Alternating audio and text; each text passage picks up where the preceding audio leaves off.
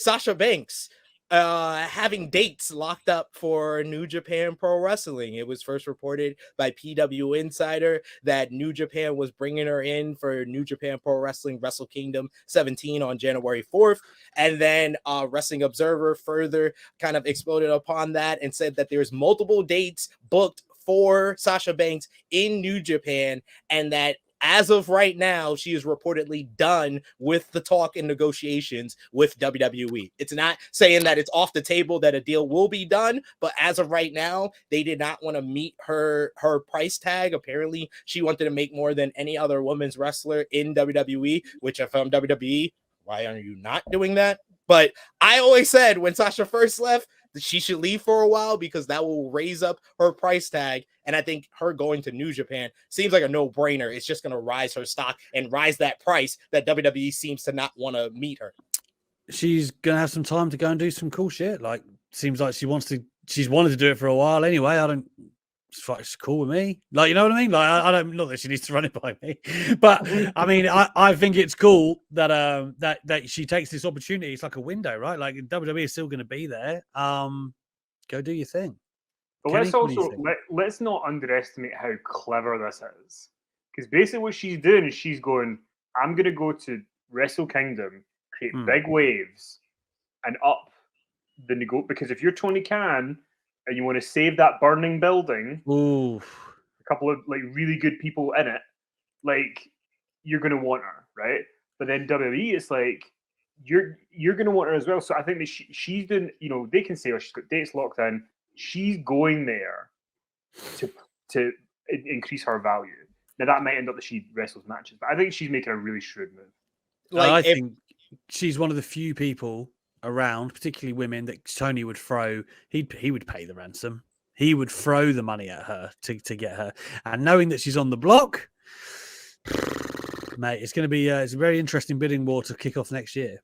And you have to think about it from what Kenny said with who you're losing right now, as far as not William Regal, of course. CM Punk. CM Punk is the Michael Jordan of angst-riddled wrestling fan bases. And if there is a LeBron James to angst-riddled wrestling fan bases, it is Sasha Banks. And that's the type of fan base that you want on your side when you lose a CM Punk. But and I just want to say this. I think if you're Sasha, right, because I know there's a lot of people who want her to go to AEW because they're annoyed at the WWE run that she had and all that. The two things I would bear in mind is with WWE, what they can say is Vince isn't here anymore, and he was always the cause of your problems, so we can fix that. And maybe they say, look, if you come back, you've got the Bayley match at Mania. You've got it. Like, we're gonna, give you the red carpet treatment. But also, if she looks at AEW, are there a lot of success stories of people who've come in set from WWE? Saraya, I mean, she doesn't really seem like a massive star right now. Ruby Soho, Toni Storm, like, I think there's pros and cons to both. So I think that she's, if she takes that deal from Tony Khan, is she going to be as big a deal as she goes there, as if she's WWE? So I think it could go either way. Well, she might sort out a short run in AEW. You never know. Like, there might be like a short term Cody Impact deal.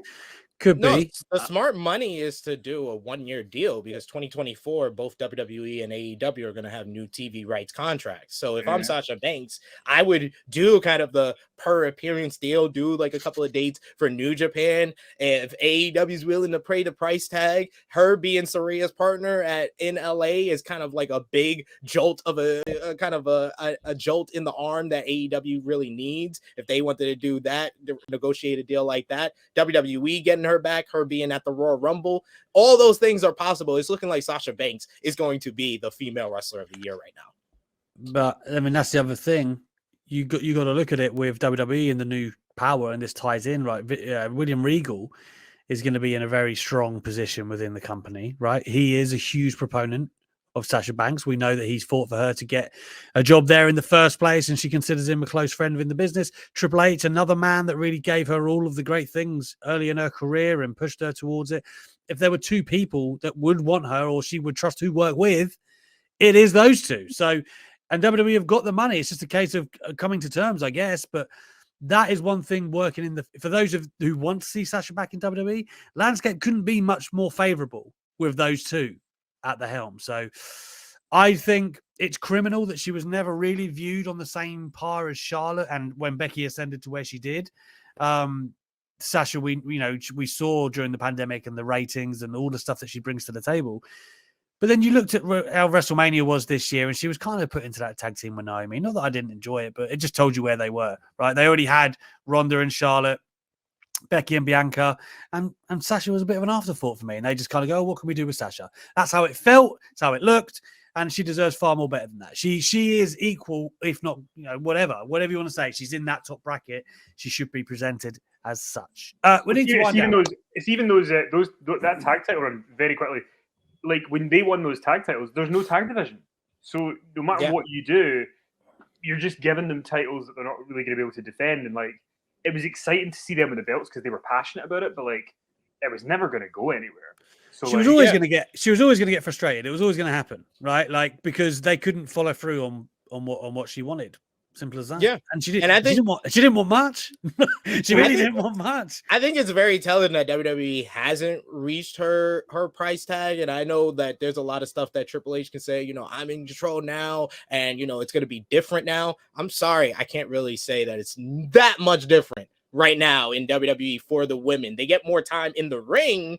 But as far as like camera time, I don't think it's that much of a difference from the Vince McMahon stage from this. And a Bayley WrestleMania match, you don't think Sasha Banks looking at Bayley's booking and being like, maybe I might wait a little bit.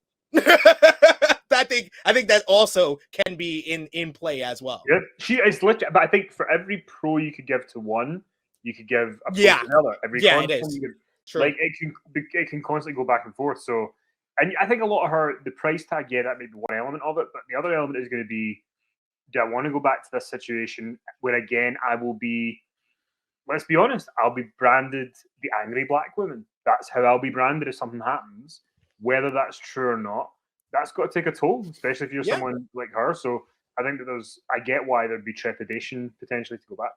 And that's why I always said her going back, it's not the best look for her because she's done this before. It's just like, oh, Sasha. And if she winds up leaving again, it's just like, oh, Sasha's doing this again. Like, it's not the best look to go immediately back. That's why I like her taking dates from New Japan.